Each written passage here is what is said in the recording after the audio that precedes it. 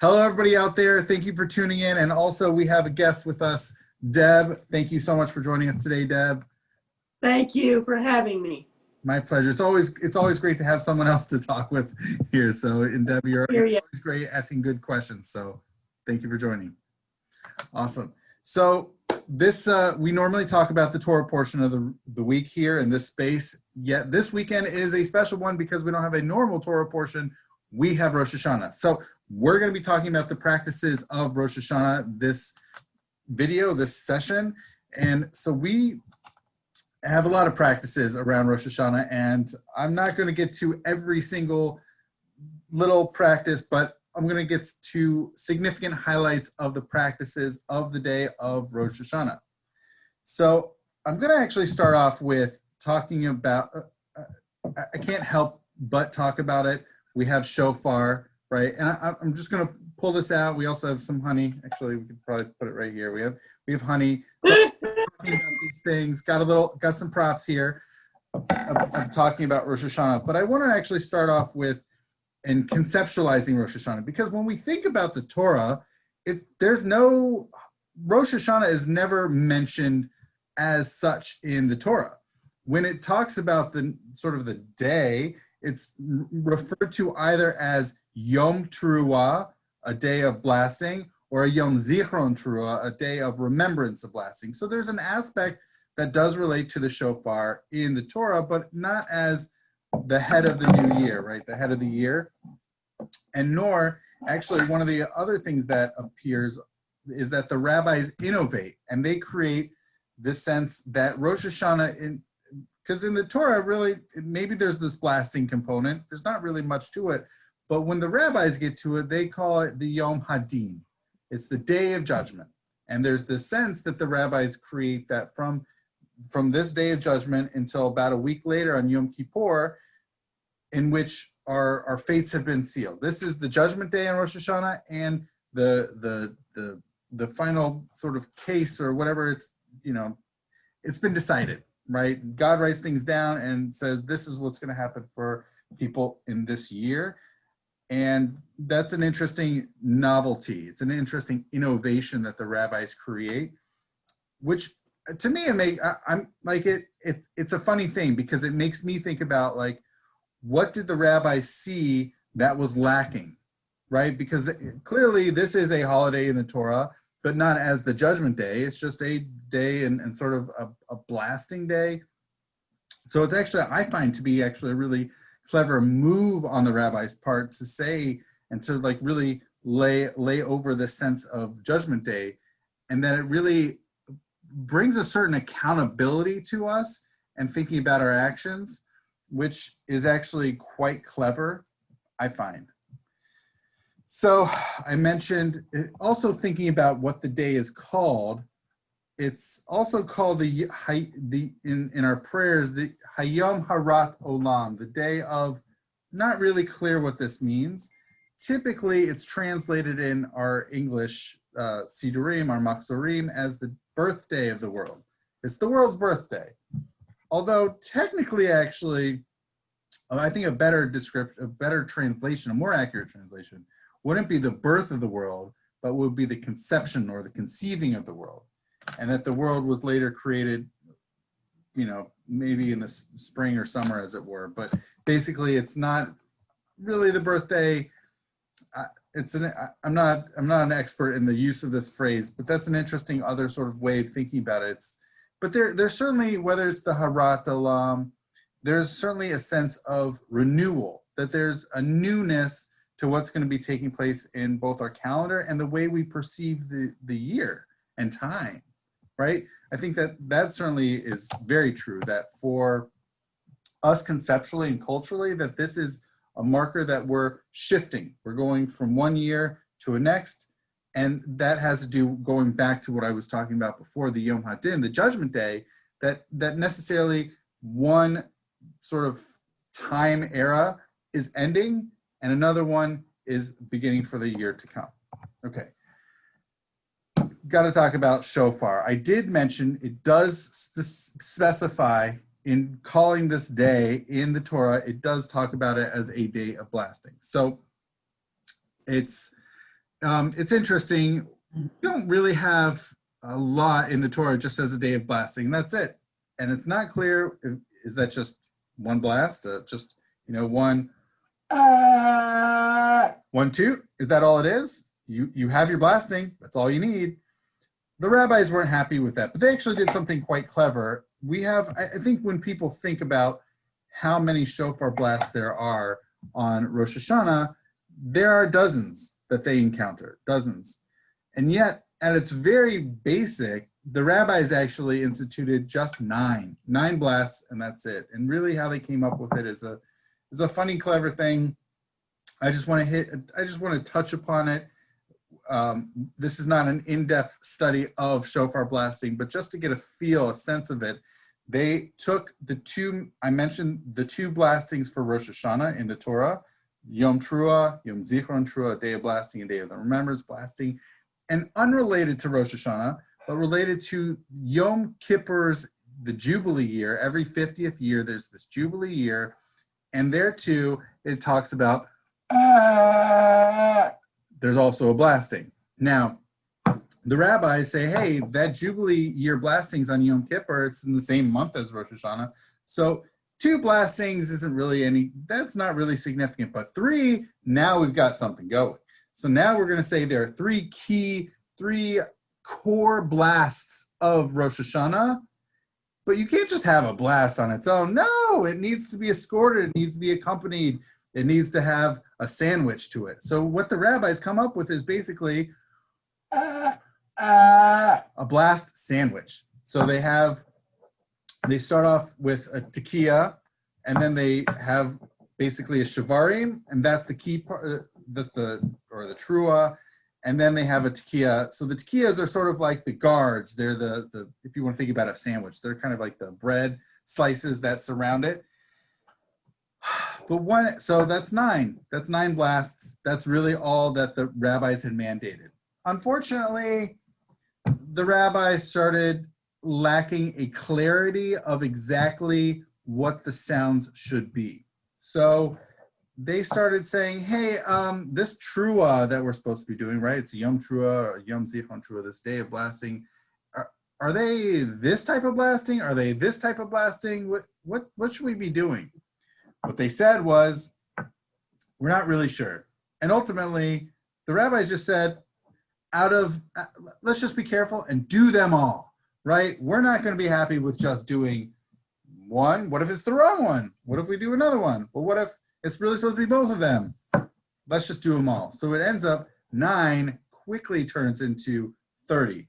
I'm not going to go into the math, but it works. So we have all these different blasts, and that's sort of the basic set of blasting. The 9, which is the minimum requirement, basically in the 4th and 5th centuries of the Common Era, gets shifted over to 30 blasts.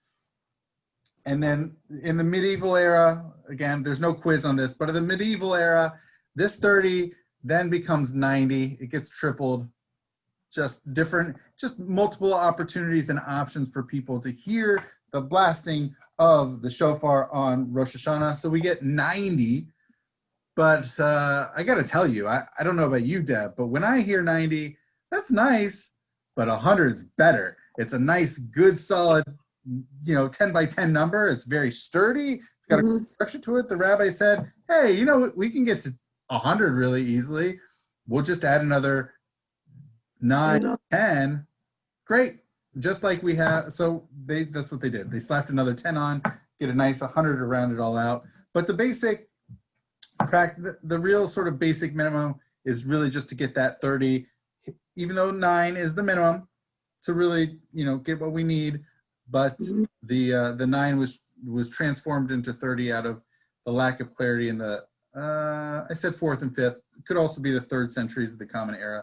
The rabbis weren't really sure which ones they should be doing, whether it should be a shvarim, whether it's a trua, whether it's a shavarim trua.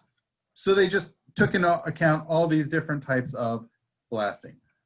All right, so that's the blasting part. Now let's talk about, I want to quickly talk about, I know we're already going in the liturgical arena. We're talking about prayers. I want to say that prayers, okay, it fascinates me that Rosh Hashanah and Yom Kippur are the 2 days of the Jewish calendrical year in which so many Jews show up to synagogue, at least in normal years, in previous years. As we know, it's 2020, we're in a global pandemic, and people are doing services online. It's not happening in person, okay? This is not a normal year. But in previous years, I don't know how it arose in American Jewish culture, society, that Rosh Hashanah and Yom Kippur would be the most well-attended days in synagogue of the year. I'll have to leave it to a cultural or historical social anthropologist, someone to dig up, research, and find out what yeah. So let's see. Okay. So yeah, to really find out what's going on, how that historically came about, that Rosh Hashanah and Yom Kippur are the most well attended. I'll tell you what particularly baffles me or provides a really sharp curiosity would be these are the absolute longest liturgical like readings of the entire year. It's the most prayers, the longest prayers, so many prayers. Yom Kippur is unquestionably by far no other day on the Jewish calendar can compare to it as far as the length of prayers, of what we're saying. Rosh Hashanah is a close second. We still have a lot to say.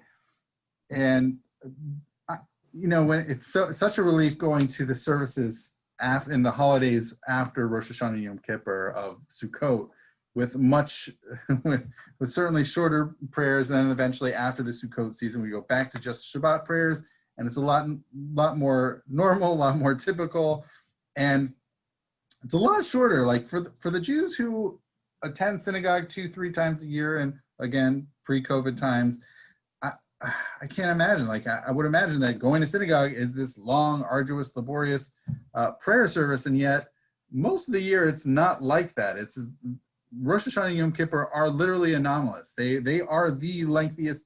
Nothing can touch it. Nothing can compare. Okay, one thing that really, so we have these lengthy prayers. So a lot of American Jews are familiar, at least sort of, with the broad lengthiness. I don't know about the intricate details of the components of them. One thing that characterizes, so we normally have a morning prayer as well as an afternoon and evening/nighttime prayer. We also have a Musaf prayers. We do other holidays. I know that in the Reformed tradition, it's not so popular, if not altogether done away with. But on Rosh Hashanah, we have 3 key pieces to it, really throughout the prayers, but this notion of Malchiot, Zichronot, and Shofarot. We have the sort of the coronation blessings, kingship blessings, we have remembrance blessings, and we have shofar blessings. And a lot of this really has to do, a lot of the prayers of the day of Rosh Hashanah, sure, there are components of judgment and being judged. Really though, the prayers of the day really focus on the coronation, the kingship of God. That's a lot of, it's really like heavily focused on really getting of Jews articulating and pronouncing and announcing sort of us acknowledging God being the king, God being God, God being God. So that's really the focus. It really doesn't have so much to do with either it being the judgment day of judgment or necessarily a new year. It's really more heavily focused actually on this kingship aspect. And I mentioned sort of I mentioned Zichronot. So we have Malchiot, Zichronot, and Shofar. So Malchiot are the coronation blessings where, you know, God's king, all this good stuff. Zichronot are sort of remembrances, remembering. It's a really big part of our tradition of remembering, remembrance, memorializing, but also we're making mention that God is the king. And then of course we have shofar, that this is the way. It's funny, when I know when I think about movies or even TV shows and someone announcing, or maybe even just a king coming through a particular town or city, they have a retinue, a musical retinue announcing the king coming through. And certainly I think that's what's going on here. I mean, that's the sort of medieval era or maybe Roman times. It's That's what's in my head, and I think that's what the rabbis are drawing upon as well. Is, having the blasts announcing the coronation of God, or certainly our celebration and commemoration of that coronation. Okay, let's get to the good stuff, because I talked about all these the shofar stuff. I talked about the prayers, but I don't know about anybody else. I'm really super stoked to talk about the eating. So yes, we do have, unlike Yom Kippur, which is super duper lengthy prayers, and we're pretty much stuck in, at least in pre-COVID times, stuck in synagogue and we're fasting. Rosh HaShanah, however, does not have the fasting component to it, and we can eat. And we can, one of the funny things that has arisen especially in the Middle Ages, was really this notion of saying, hey, we're having a new year, shouldn't we yearn to have a sweet new year? So practices arose, especially to have apples and honey at this time. So I've got these little honey bears that I'll be passing out, if not tomorrow, then Friday inside the building to all the residents, as well as apples. And I believe we'll be having some other things. I also ordered little round challahs, both raisin and non-raisined. So, and there might be some other things I will be passing out in the realm of sweetness. It's actually in the 16th century Shulchan Aruch, the set table of the Jewish Code of Law, mentions having, people eat already then, talking about eating sweet foods, eating fatty foods, enjoying, and actually it literally goes out of its way to say that on Rosh HaShanah, as a Jewish practice, that we eat, we drink, and we're going to be happy on Rosh Hashanah. That even though a typical society or nation or people would think about Day of Judgment, oh my gosh, and approach it with a really significant sense of trepidation and fear. Oh my gosh, we're gonna be judged. This could be bad for us. But instead, the Jewish tradition is more of, it is our Day of Judgment, and yet we're still going to celebrate. We've made it all the way this far. We've made it to Rosh Hashanah. It's not a fast day. It's not meant to be filled with fasting. It's actually meant to be filled with enjoyment. So part of this enjoyment, sure, we have sort of the oral aspect of hearing the shofar, but there's also a sense of really striving for a sweet new year. So I mentioned the apples and honey, but there are many other practices associated with Rosh Hashanah, including, especially around the table. So not in synagogue. There's plenty of time to be spent in the synagogue on Rosh Hashanah, but also in the home. There are many eating practices. So we say there have been these sort of like requests of having an apple and honey, and then requesting from God that we have a sweet new year with our eating this. We also have pomegranates at this time, and we say, maybe we have a meritorious year just like this pomegranate. And then a whole, Jews are not without our puns. So there are many puns that have come up and playing on the Hebrew, Aramaic, and even English, German, other names for certain foods, and that we play with those, literarily play with those words. So for instance, in English, we would say, maybe you would bring out some celery, and you would bring out some lettuce, and you eat them together, and you say, let us have a raisin celery this year. It's a funny pun in English. It doesn't necessarily work in other languages, but the same idea that we want to have a good year. We're looking towards this. We're on the precipice. We're on the cusp. We're shifting things temporally. We're thinking, culturally, we're thinking things are going to be shifting. So we strive to eat sweet things and wish for a new year. There are, however, a couple of things that people have customarily avoided on Rosh Hashanah from eating. One are bitter foods, right? The opposite of sweet. We really don't want a bitter year, so maybe we should avoid bitter foods. Let's just strive towards the sweet. Another is a kind of a curious one, is nuts. Now, this only works because I don't know who figured this out, but someone came up, there's this notion of gematria, and gematria works by assigning a different numerical value for each Hebrew letter. Now, with this, you can have the same numbers work for different words. And one of these is egos. Egos are nuts. And so it has the same numerical equivalent value, this gematria has the same numerical equivalent value as sin, as hate.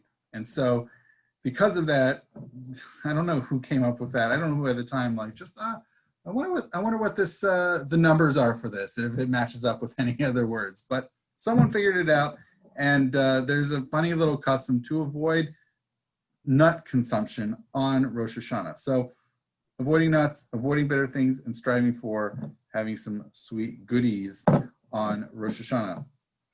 I also I'm not an expert. I'm not an agricultural expert. I suspect, however, that apples and honey are significant at this time. There are many sweet foods. Why specifically apples and honey? I think a large part of it has to do with A, the apple harvest, and B, that's when honeybees are making honey. So those are some of the culinary aspects and culinary practices associated with Rosh Hashanah, in addition to certainly the more, when we think of the day, we think of shofar, we think of the prayers, we think of the eating, and this is, these are the significant practices associated with the day. And that even though it is the day of judgment, and it's certainly a day to think about, reflect upon our previous year, as well as, to some degree, I think even thinking about how we're going to enter into this new year, the coming year. We're here to think about those things. So that's Rosh Hashanah in a nutshell. There are a lot more specifics. I didn't get into what Torah readings we do or Haftorahs, but these are the primary practices associated with the day of Rosh Hashanah. And also, I will mention that for centuries, for many centuries, a couple millennia, it's been practiced that Rosh Hashanah is a 2-day celebration, a 2-day commemoration. I don't know how long ago, we need a good historian, maybe a century and a half ago, the Reform movement only just does 1 day. So for this year, that means Friday night through Saturday night, so basically Friday evening through Sunday night is Rosh Hashanah, and for those following the Reform tradition, it would start Friday evening, conclude Saturday night. So, Deb, do you have any questions?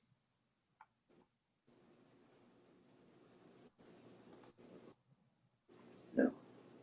No questions? You're good? All right, it was pretty clear. Okay. It's very clear. You did an excellent job. I enjoyed it very much. Thank you. My pleasure, Deb. Thank you so kindly for your words. So, as I mentioned, we will be, we've got Rosh Hashanah upon us, and I wish everybody a happy day of blasting, and of course, a sweet Health insurance case manager, or at the better health of all. All righty. Well, thank you, Deb, and thank you, everybody.